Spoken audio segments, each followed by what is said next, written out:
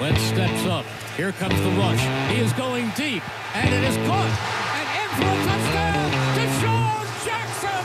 Give the people what they want. It's over, Rube. After, 15 years of a head coaching search, the Eagles have landed on their man, Nick Sirianni, Colts offensive coordinator, the 24th head coach in Eagles history. Yeah, and I think over the last seems like over the last 24 hours, he's been, it's funny, Dave, I did a piece a couple of days ago where I took the best thing and the worst thing about each of the 8 remaining candidates that they'd interviewed who hadn't been hired elsewhere. And when I got to him, I couldn't find anything for why it's not a good hire. I think other than the fact that he didn't call plays, but he really checks a lot of the boxes and checks most of the boxes other than play calling, really. And Colts offensive coordinator, Frank Reich, the first coach under Frank Reich's coaching tree. I guess indirectly Doug's tree, but not. It's a solid hire. And I think, I haven't been very secretive about how much I wanted Deuce to get a shot and how much I didn't want Josh McDaniels because I thought he would have been a disaster. I just had a bad feeling about him all along. So I think, you split the difference, and I think it's a good, solid hire. Yeah, this is the Eagle Eye Podcast with Reuben Frank. I'm Dave Zangaro. We were planning on doing a pod anyway today, and I got to tell you, I was really nervous about it because I knew if we did a scheduled pod, it was going to happen in the middle of the podcast. So I'm happy. This is one of the few times it's worked out for us that the news is well before the podcast. Yeah, I like the hire. We'll see. I mean, there's plenty of unknowns with Sirianni, but he's highly regarded. I've been texting with a few people who know him that seem to, in the NFL, who seem to respond to him. They like him. He's a likable guy that shouldn't be overlooked. It's a lot like the Doug Peterson hire. They kind of come out of left field. They find their guy who's probably more well-respected in football circles than fans might realize, and they go outside of the box, and I'm okay with it. We'll see how it works out. This is not, it's not really a science to this. It's a lot of luck, and it's trying to identify these guys well in advance. That's what the Eagles do, at least.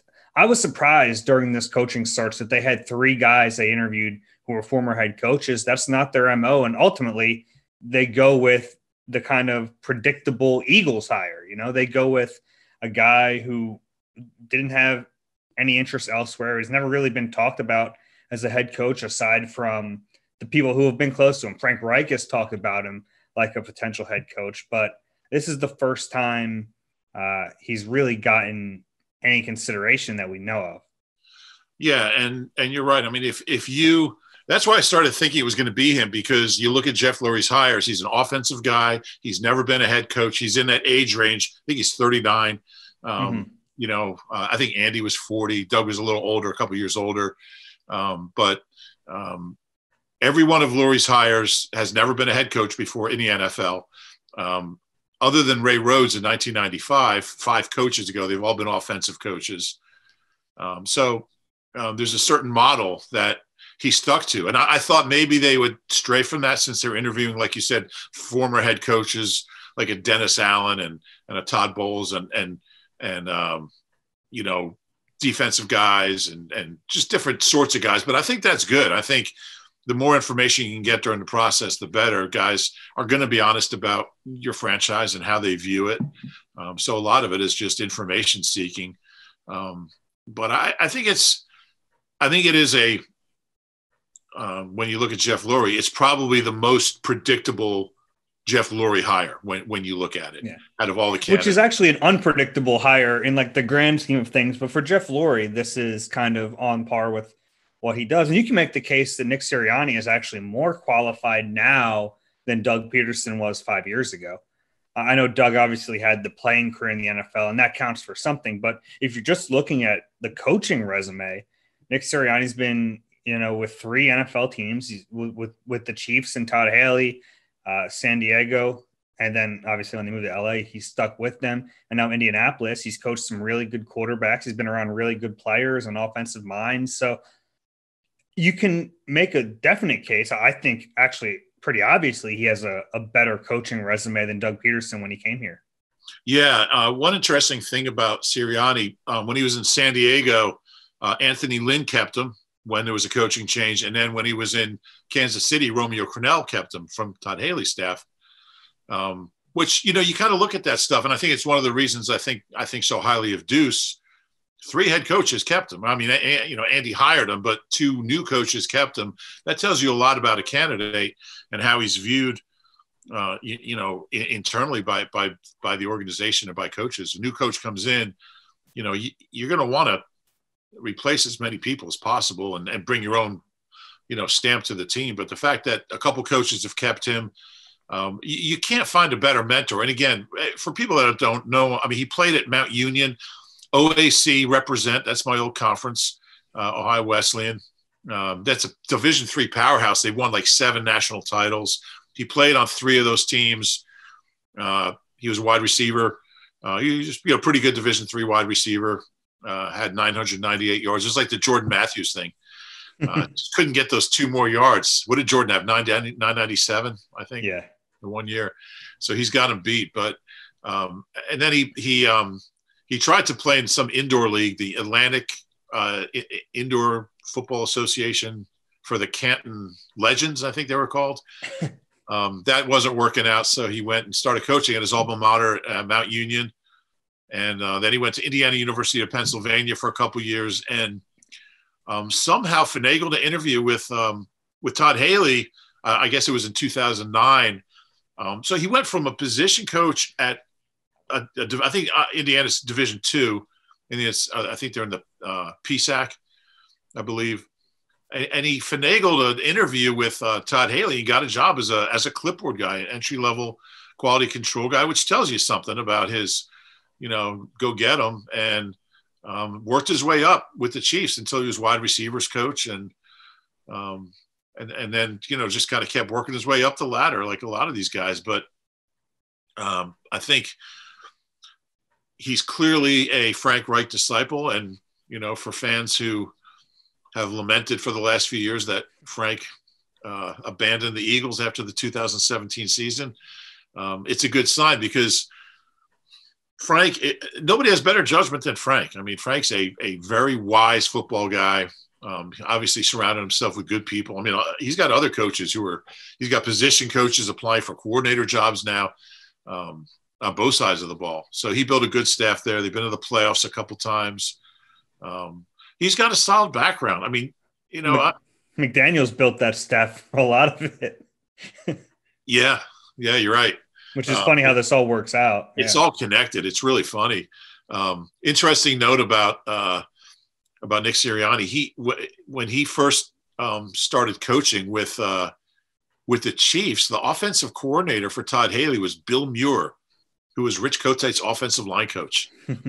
and he was like a 67-year-old first-time offensive coordinator for 1 year, and then he retired. But those connections are everywhere with these guys. Otis Smith was on that staff as well, former Eagles defensive back. But I mean, I think he checks all the boxes. You look at him, you look for a flaw, you look for like something negative, and there's just nothing there. I mean, Josh McDaniels, you have no shortage of stuff that comes up when you Google his name. Wasn't liked here, burned his bridges here. Everything.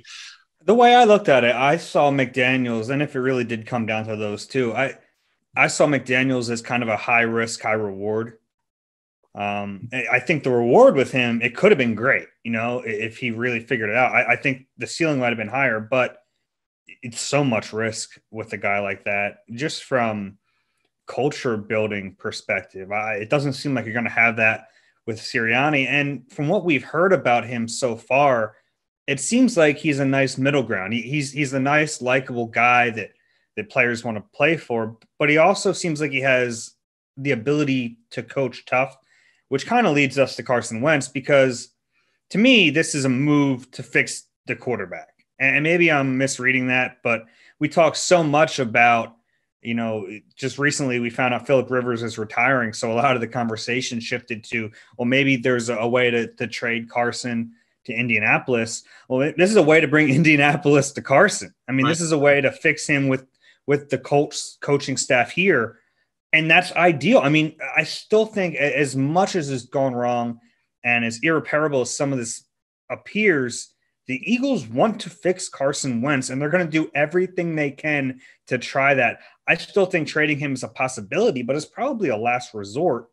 And if this guy gives you the best chance to fix the quarterback, you got to try. Well, I heard Carson already doesn't like him. No, I'm just kidding. Yeah, I would love to know what Frank has told Nick about Carson. Because in 3 years together, they've had plenty of conversations. Man, did you see Carson last night? What's wrong with him? You're probably right.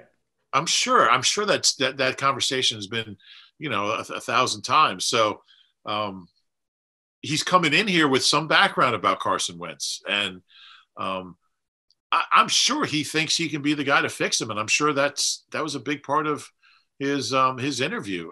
I'd want to, if I was quarterback's coach, offensive coach, and he's been a quarterback's coach and a receivers coach. He's been everything, but he's been a secondary coach too, early, I think at Mount Union. But I'd want to fix that guy. I mean, that's the challenge you look forward to as a coach. Is you wouldn't want a coach that thought they couldn't fix Carson Wentz.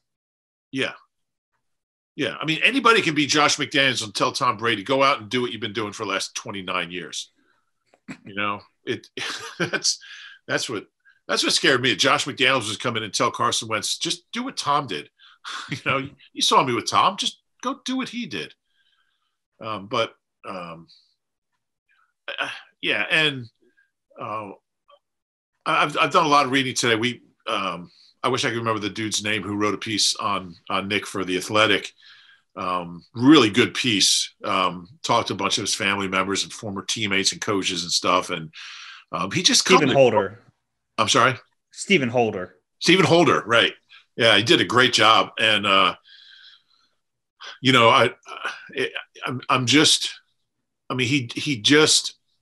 look, I could be wrong. I mean, I've been fooled before. I can't remember when, but he just comes across like a guy that loves to coach, just genuine, transparent, honest. There's no red flags with him, at least that I could find, and I certainly looked. Trust me. So yeah, I think it's going to be. I think fans are. I know fans are pissed right now a lot. I mean, people are going to be pissed no matter what. I know a lot of people want to deuce just because loyalty and everything. And I'm biased because I've known Deuce for 24 years. I would have loved to have seen it, but I feel good about this hire. I think, and again, Jeff Lurie hired Ray Rhodes, who was coach of the year in 95 and went 10-6 and went to the playoffs his first 2 years. He hired Andy Reid, who's going to the Hall of Fame. He hired Chip Kelly, who was coach of the year in 2013 and won 10 games his first 2 years. And really, the GM thing is what killed him, and also not growing the offense and just kind of being static. But I think it was a good hire. I think it turned out to be a bad coach, but he was a good hire at the time in 13. And then the fourth coach he hired won a Super Bowl. So I think Jeff Lurie's pretty good at this. And I know people are down on him, understandably, probably because of the status quo with Howie Roseman. And I get that. But I think one thing Jeff Lurie's good about is hiring coaches and having a good sense of what kind of people they are and whether they're a fit for the organization. And from everything I can tell, he is. The last Eagles head coach that I thought they really screwed up was Kotite. I thought that was a joke. Couldn't believe they hired him. 91. Him and Jeff Fisher were the two candidates. As it turned out, he might have been a better candidate than Jeff. That's not fair. At least he would have gone 8-8 every year and kept his job for 30 years. But I think Jeff's pretty good at it. Jeff Lurie, that is. And I'm excited about seeing where this goes. I'm excited about seeing what kind of staff he puts together as well. Yeah, and that's interesting because you brought up the fact that he was kept by former head coaches, and it really makes you wonder what kind of staff he's going to put together, how open he's going to be, kind of like Doug was 5 years ago, to keeping some of these coaches on staff.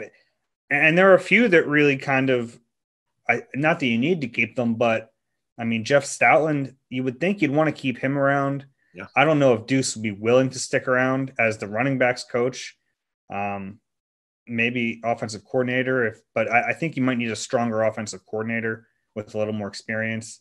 And then defensive coordinator, there have been some names thrown out there, but it makes you wonder if they wouldn't be willing to promote from within there and keep Matt Burke. I don't know. This is all kind of speculatory, but the fact that the Eagles did it the last time with a relatively inexperienced coach and the fact that Sirianni's been kept twice by a previous head coach, it makes you wonder how open to that he's going to be. And if not, how strong of a staff can he put together? Because it's so important. We all talk about the head coach so much, but the staff they put together it's monumentally important. We saw that with Big Red, and we saw what happened when that staff started to decline later in his time here. Yeah, it's a big deal. And with Doug, when that staff started to go their separate ways, the last Eagles head coach that didn't keep a single assistant from the previous staff was actually Ray Rhodes. And if you look at that Rich Kotite staff in 94, you'll understand why. There wasn't anybody worth keeping. But you got to at least keep one to tell the story. Yeah, Bud Carson was the one that you would have kept, but he retired. He was an older guy. But I think it's important to keep one or two. And I think to have that thread of continuity, just to give the players like a little familiarity. Hey, he's still in the building. It still feels like us. I think that's big. I've been thinking about the Deuce thing. I think Deuce would be a good offensive coordinator, but I think he'll probably bring in his own guy. I would think. I saw one name thrown out there. How about Anthony Lynn? Yeah, who kept him on staff with the Chargers when he took over. Interviewed somewhere for an OC job, I believe. Anthony Lynn. That might make some sense. Yeah. I think Anthony Lynn is a good name. I thought he was a pretty good offensive coach. If you could keep one guy from the staff, who would you keep? Jeff Stoutland. Yeah, that's the obvious one. Yeah, no question, Jeff Stoutland. Yeah, it's a tough time for those assistants. They don't know. I'm sure some of them know by now that they're not going to be here. But that's something that, that he'll want to talk to those guys who are under contract as soon as possible. There was a report yesterday that the Lions, who wanted to interview, the Lions wanted to interview Dave Phipp? Yeah. He's under contract with the Eagles, and the Eagles wouldn't let him immediately, which tells you that one of the candidates at that time was considering keeping Phipp. Could have very, very well been Deuce. I wouldn't be in a big hurry to keep Dave Phipp. I don't think he's done a very good job lately. Well, it's not all. I don't know. Yeah, I don't know if it's all his fault there. I know it's not all his fault, but still, it's and he's been here since Chip's first year as well. So, but yeah, it's important to have some thread of continuity, but it's also important to put your own imprint on that staff and try to balance. How about you? Aside from Stoutland, are there any coaches you'd keep? It's hard to tell because like guys like Marquand Manuel and Aaron Moorhead, like they just weren't here long enough to really know. I mean, they didn't have good receivers, they didn't have really good secondary, but I don't know how much of that was the personnel. I mean, I really think Marquand Manuel is a pretty good coach. He's a guy I might consider keeping. With considering what he had, I think he did as good a job as he could. He's one guy I would consider. But that's the thing with Moorhead is like I don't know. It's just they've been searching for consistency at that spot for so long, and that's not the reason to keep him. But if you think he's any good, if there's a tiebreaker, the fact that you haven't had any kind of consistency at that spot might kind of flip it to that way. Yeah, it's a good. I'm trying to think of what other, like, if there's any other coaches I'd keep. Well, linebackers is already gone. Defensive line, Matt Burke. I mean, if you're not keeping him, if you're not promoting him to DC, I don't know if you keep him as defensive line coach. Maybe. I mean, a lot of it will depend if he has other opportunities, which at this point doesn't look like he would. And it is late. I mean, it's late in this process. There's a lot of openings out there. Yeah. So I would think they're gonna want to get this staff together quickly, because it's already January 21st. Typically, your staff is already put together by now, so you think they're going to move quickly. I heard another interesting name. We've heard a few names for defensive coordinator.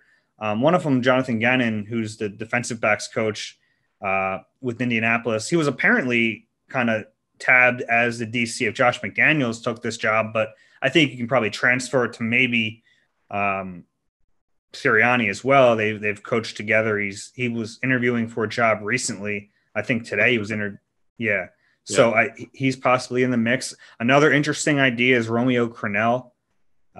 If you're worried about the inexperience, it would kind of be almost like what you did with Doug Peterson, where you had a first-time head coach, relatively inexperienced, but you had a really experienced defensive coordinator. Now Rack runs a 3-4, so I don't know if that's exactly what you want, but I think there's something to that idea of having a young, inexperienced head coach, but surrounding him with people who are not just experienced, but people who are experienced and he can trust, which I don't always get the sense was the case with Peterson and Schwartz. It kind of felt like Schwartz was, here's your defensive coordinator. And I think at least early in that tenure, it led to some us versus them offense, defense things. Yeah. I think you want to avoid that. And if there's a way you can get an experienced defensive coordinator with maybe head coaching experience in his past or high level coaching in his past that Sirianni can trust, and he's not going to worry about this guy trying to take his job, I think that's the ideal situation.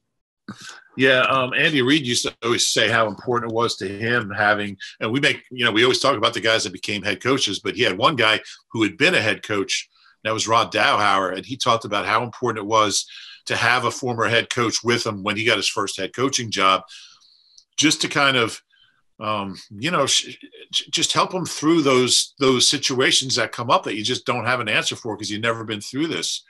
And, Rod was an older guy at that point. He was near the end of his career. I think he was only here maybe 2 or 3 years before he retired. I think Brad Childress became the OC, but Rod Dowhauer was and we never talk about him because, he wasn't part of that, those 7 guys that became head coaches. But Rod was the one that went up to New York after the Eagles drafted Donovan and brought the playbook with him up to New York and took a car service back to Philly with the playbook, going over plays with Donovan on hours after he'd been drafted. He was a very valuable guy. So I think there's a lot of value in having that older guy, especially for a young first-time head coach. I think that's something that you look for, and I think it's likely he'll have. Hey, Eagles fans, it's time to look forward to a dream vacation. The Philadelphia Eagles fan cruise tickets are selling out fast. The ship is sailing in March of 2022 for 7 days and nights with Eagles fans and only Eagles fans. Book your tickets now at PhiladelphiaEaglesCruise.com. And all NBC Sports Philadelphia presents Headstrong, Men's Health and Sports. Headstrong, a series about men's health told through powerful stories involving the athletes we love. Check out more on NBCSportsPhiladelphia.com/headstrong. You got anything else on Sirianni? We're going to learn so much in the coming days, and we'll be back with more pods after we talk to him and talk to Jeffrey Lurie about the hire. The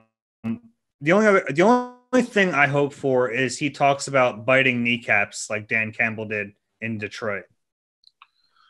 Yeah, I think we differ on. Did you see that? Campbell. What's that? Did you see that? Yeah, I watched it. Yeah, it was a little much for me. I'm not sure how far that high school stuff goes in the NFL, but we'll see. I thought that I like it. I think it's hilarious. Yeah, it was funny. I don't know. Guys talk about if we get knocked down, we're going to rise back up and bite a kneecap on the way. He's taking on kneecaps there in Detroit. Yeah. It was funny. It struck me as something like a high school coach would say. We'll see. The Lions high school coach is about to get fired. What's that? A high school coach that's about to get fired. Yeah, probably. But, we'll see how that goes for him out there in Detroit. They have such a winning tradition, so probably work out well. Speaking of winning tradition, the Texans still don't have a head coach. They fired Bill O'Brien on October 5th. And they're the last team to hire a coach. We talked about the Eagles coaching search lasted what, like 12 days? Yeah. Well, Texans haven't had a coach in 4 months. 11 days, 12 days. Yeah. Well, I think Coach Easterby is going to be the answer, so we'll see how that goes. All right, everyone. Well, who do you think get that job? I hope Eric Bieniemy gets it. I think he deserves a head coaching job, and I'd like to see them keep Deshaun Watson. That's the only way he stays, right? And even then, who knows? That situation's such a mess. And it'll be fun, in a few years we'll look back at these hires, 7 of them, and we'll see which ones worked out. Doug ended up being the best of the bunch in 2016, like by a wide margin. You remember some of the other names that year, and Doug was clearly the best of that bunch. We'll see where Sirianni ranks in another 5 years. Yeah, and we'll be back with you then. We'll see about that. If you enjoy the Eagle Eye podcast, do us a favor, rate and subscribe wherever you get your pods. If you're watching on YouTube, hit that subscribe button. For Rube, I'm Dave. The Eagles have a head coach, and we will talk to you about it again soon.